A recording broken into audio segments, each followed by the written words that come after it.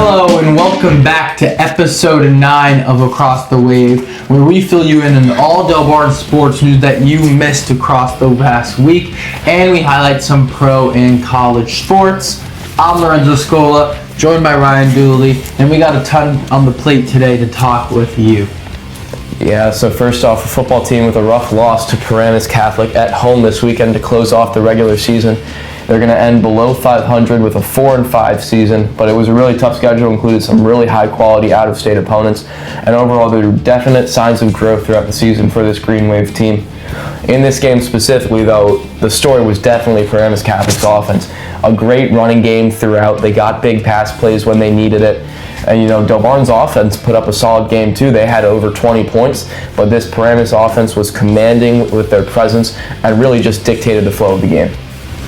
Yeah, definitely. And highlighting some key performances from that one, Gavin Gallardi had 189 yards on 10 for 15 passing, 2 touchdowns, 1 interception. So on the year, he'll finish with 1,173, 15 touchdowns and 6 interceptions. A nice year for the sophomore who was learning last year but now really stepped up.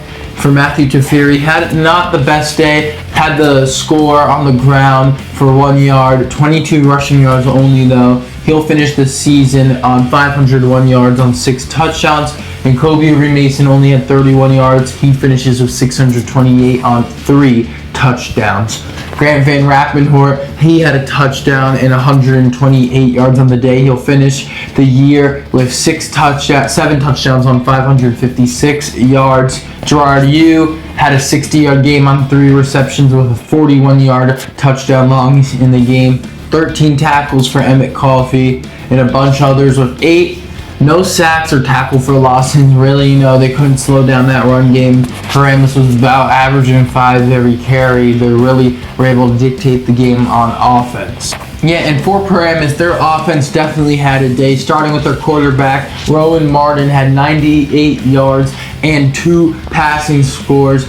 He also had 178 rushing yards and 2 scores. Neil Martin, he had a score on 50 ground yards. A couple others like Chukwuma Ada had 139 yards and a touchdown. In total, among 5 backs, they had 331 yards total. In receiving, they had a bunch of touchdowns and a bunch of receivers with 50 yards, highlighted by Nikai Martin with 55 yards and a score.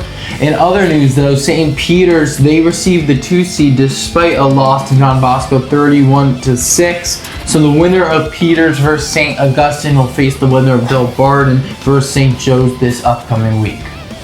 Yeah, and definite signs of growth throughout the season for the Delbarton football team, as I said before. Obviously, it starts with Gavin Gallardi, sophomore quarterback.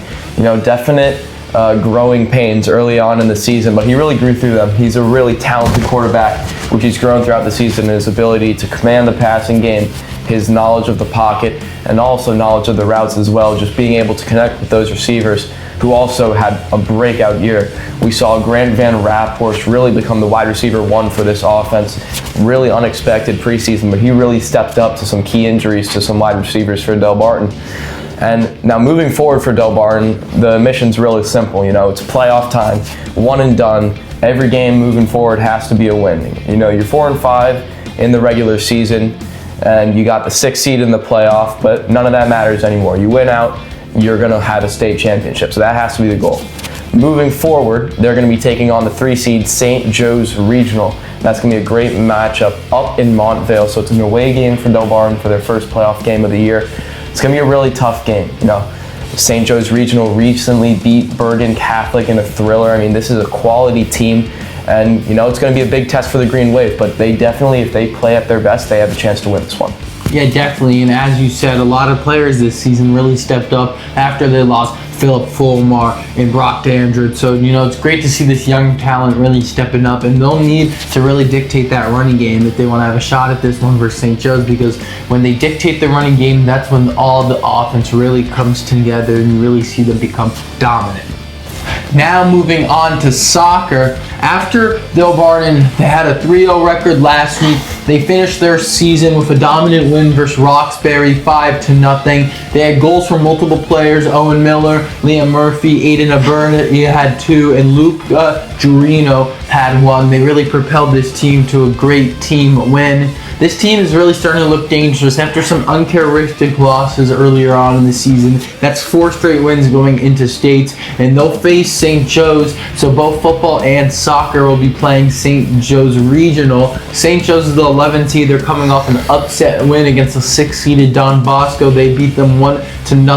Delbarton stands at the 3 seed. The winner of that will face the winner of the 10 seed Pope John versus the 2 seed Bergen Catholic, and we'll be broadcasting that one. Delbarton, they're coming off a final appearance last season. With all this momentum, really expect them to make a deep run. They got the talent for it. And on the season, Cortland Martin led the team with 10 goals. Owen Miller, after missing a good amount of time early on in the season, heated up as of late, and he finished with 5, and a bunch of others with 5, including some freshmen and sophomores. Yeah, and this is a really exciting time of year for Delbarton sports. You have football playoffs going on. This great soccer team is going to have their playoff run coming up. And this is a big year for the soccer program. They lost some key starters last year and have just been trying to put together the pieces.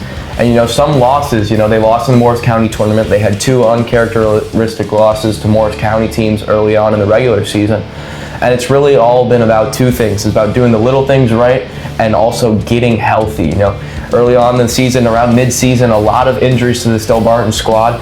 They've gotten healthier. They've gotten some key guys back, and they're really playing with their best guys now, and that's when they're really dangerous. When they're doing the little things right, they have the guys they need on the field. This is a dangerous team, and again, it all starts this Thursday against St. Joe's with a huge round 1 matchup. Definitely, yeah. That one will be broadcasted live by the Green Wave Sports Network, so make sure to tune in. Start time around 2 p.m. Eastern.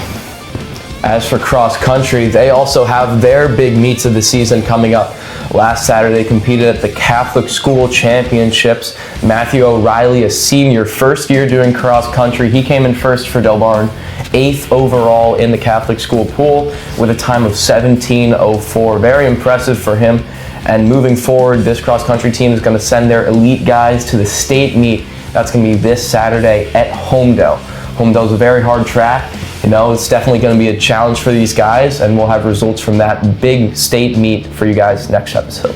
Yeah, definitely make sure to tune in for that. Have great results. It's going to be a competitive one for sure.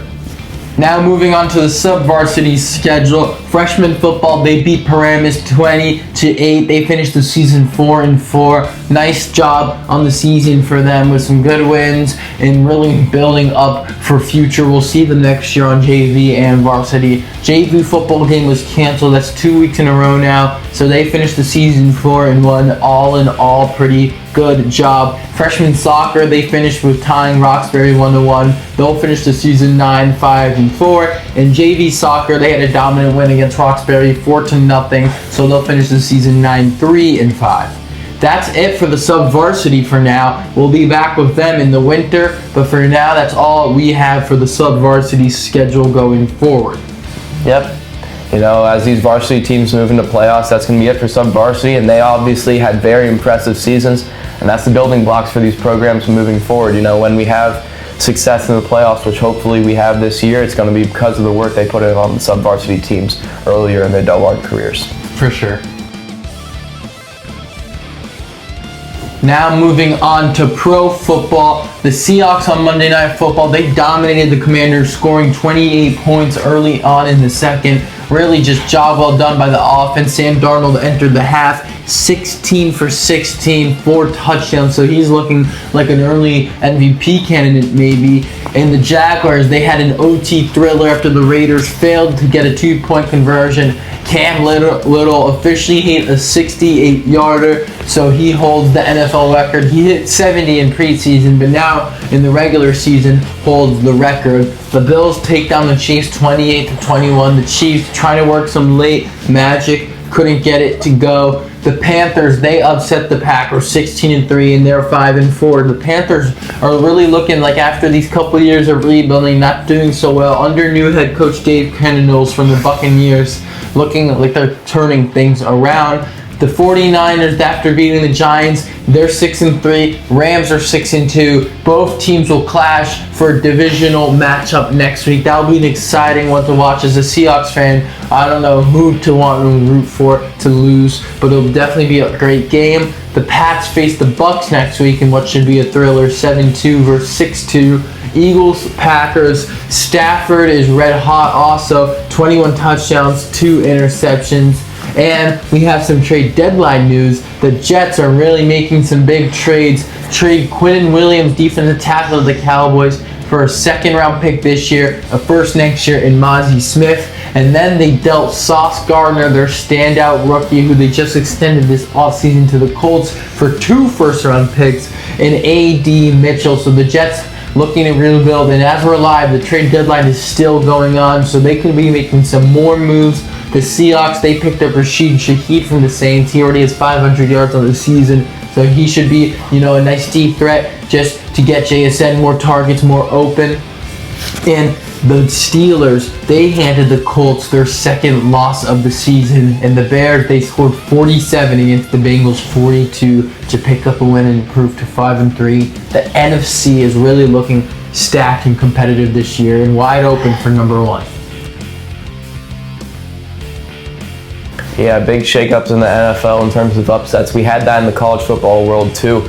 SMU, unranked, they take down Miami in a huge shocker. That's Miami's second straight loss, and it's going to put an end to their playoff hopes on the season. Really tough after a really hot start for the Hurricanes. Also, we had a huge win from Oklahoma, taking down SEC opponent Tennessee, so they're going to move up to 13 in the rankings. And moving forward now, the schedules are going to get a little bit easier as teams move forward in the playoffs. Don't want to make any mistakes late, but we still have some huge matchups. First off, with BYU versus Texas Tech, that's an 8 versus 9 matchup. Huge playoff implications from that one, especially with the conference and how the conference champions work out. So we'll have results from college football for you guys next week. Yeah, and now moving on to our fantasy player for the week. I'm picking Torrey Horton, only about 7% rostered, ESPN 5% on Yahoo.